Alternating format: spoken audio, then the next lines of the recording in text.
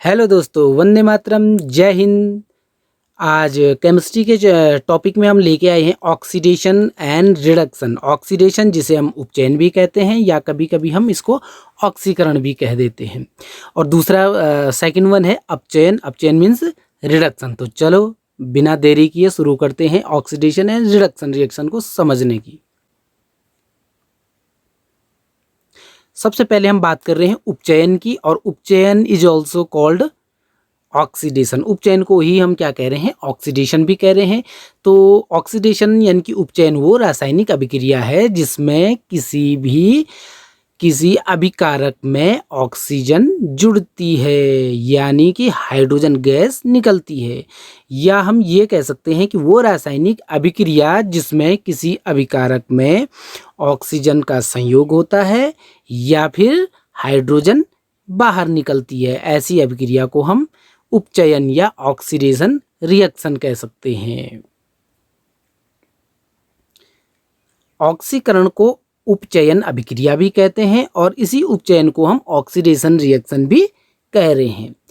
Oxidation reaction में oxygen का संयोग या हाइड्रोजन का ह्रास होता है। ऑक्सीडेशन मीन्स हम यूँ समझ सकते हैं कि ऑक्सीडेशन मीन्स ऑक्सीजन का ऐड होना। Let we start an example. Magnesium के रिबन को जब ऑक्सीजन की उपस्थिति में जब जलाया जाता है, MgO का निर्माण करता है। तो मैग्नीशियम प्लस ऑक्सीजन और दोनों मिलकर के जो राख बनती है वो MgO बनती है। तो यहाँ पे आपको दिख रहा है कि मैग्नीशियम अपने आप में सिंगल है और यहाँ पे ऑक्सीजन के साथ संयोग करके MgO यानी कि ऑक्सीजन को ऐड कर रहा है, इसलिए ये ऑक्सीडेशन का एक एग्जाम्पल है। कॉपर चूर्ण के सतह पर जब कॉपर ऑक्साइड की काली परत चढ़ जाती है तो ये काला पदार्थ क्यों बनता है, इसका उत्तर जानने के लिए हम आइए इस रासायनिक अभिक्रिया की ओर ध्यान देते हैं। कॉपर को ऑक्सीजन के प्रेजेंस में कॉपर क्यूप्रिक ऑक्साइड बनाता है, यानी कि Cu ऑक्सीजन की उपस्थिति में CuO का निर्माण करता है। और ये यहाँ पे कॉपर के साथ ऑक्सीजन का संयोग हो रहा है, इसलिए ये रिएक्शन ऑक्सीडेशन यानी कि ऑक्सीकरण रिएक्शन का एग्जाम्पल है, क्योंकि यहाँ पे ऑक्सीजन ऐड हो रही है। आगे हम बात कर रहे हैं अपचयन की। अपचयन को हम रिडक्शन भी कहते हैं, और रिडक्शन मीन्स रिड्यूस होना यानी कि किसी चीज़ का घटना। तो वो रासायनिक अभिक्रिया जिसमें किसी अभिकारक में ऑक्सीजन घटती है या ऑक्सीजन हटती है। वो रासायनिक अभिक्रिया जिसमें ऑक्सीजन ना हो यानी कि ऑक्सीजन हो लेकिन रासायनिक अभिकारक में ऑक्सीजन हो लेकिन प्रोडक्ट उत्पाद में जाने के बाद ऑक्सीजन हट जाती है, ऐसी अभिक्रिया को हम अपचयन या रिडक्शन अभिक्रिया कहते हैं। या तो इसमें ऑक्सीजन हटती है और या फिर हाइड्रोजन जुड़ती है।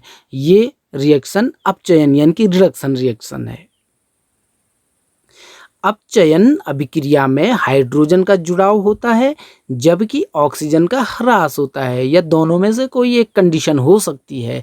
एग्जाम्पल के लिए hydrogen plus chlorine is equal to hydrochloric acid, यानी कि हाइड्रोजन और क्लोरीन। यहाँ पे क्लोरीन अपने आप में सिंगल तत्व था, एलिमेंट था, और यहाँ पे जा कर के वो हाइड्रोजन के साथ ऐड हो रहा है।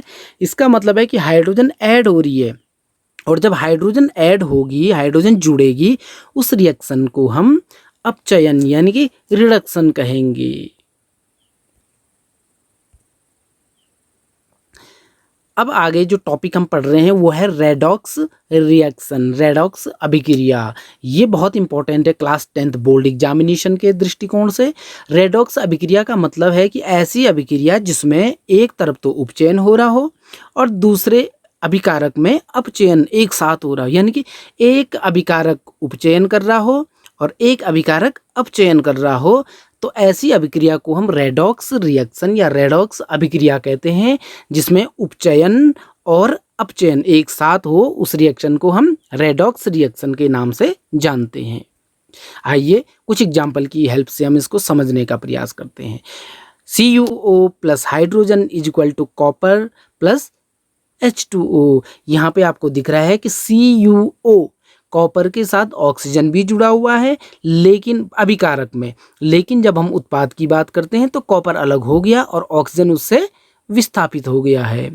ऐसी इसका मतलब हम ये कहेंगे कि CuO ने ऑक्सीजन को रिड्यूस किया है, इसलिए हम क्या कहेंगे, Cu का क्या हो गया, अपचयन हो गया, क्योंकि इसके साथ ऑक्सीजन थी और उत्पाद में जाने के बाद ऑक्सीजन हट गई है, इसलिए ऑक्सीजन का हटना रिडक्शन यानी कि अपचयन का उदाहरण है।